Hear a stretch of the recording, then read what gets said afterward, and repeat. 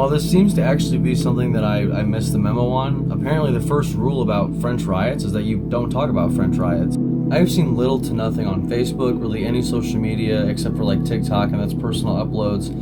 There's nothing. Nobody's talking about what's going on in France right now, and they're literally at it again. I posted a video sometime like a week ago, maybe a few weeks ago, about a teen, like a 17-year-old kid that was shot to death by police in France. And like there was a video of what happened, and the video clearly shows that he was like trying to run the police over with his car, clearly using his car as a weapon. And it's unfortunate what happened, don't get me wrong. It's a terrible end, it's a terrible situation. Of course it is. But that doesn't mean that what happened didn't happen on an objective stance. The uploads to social medias are honestly just terrifying.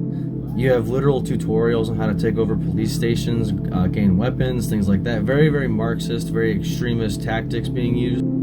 It looks like a straight up conflict over there. I mean, there's millions of dollars of damage done, maybe hundreds of millions of dollars damage. We have social media accounts where there are men literally charging crowds, loading light machine guns as they go. And in this video right here, they are literally walking into a crowd, loading LMGs. Absolutely terrifying things.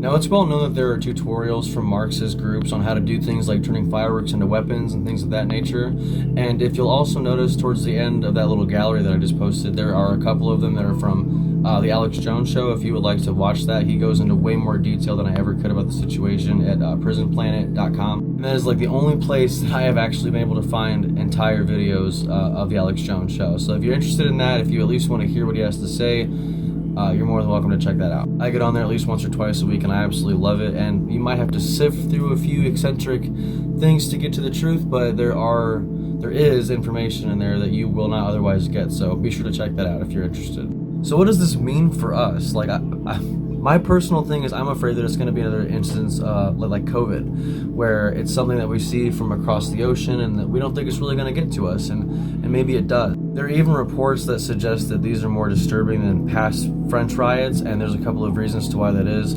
We have leaders affiliating the violence to video games. In short, there's a lot going on, and at this point you can either believe that the government is either being slowly but surely taken over by radical extremists, or that everything is exactly as they say it is, and we are really this dumb as a human species. I'm not here to decide for anybody. You come to your own conclusions, but I personally think that there are larger powers, bigger ambitions at play here, and I don't think that this is a just because thing. I think this, like many other tragedies in life, is being exploited.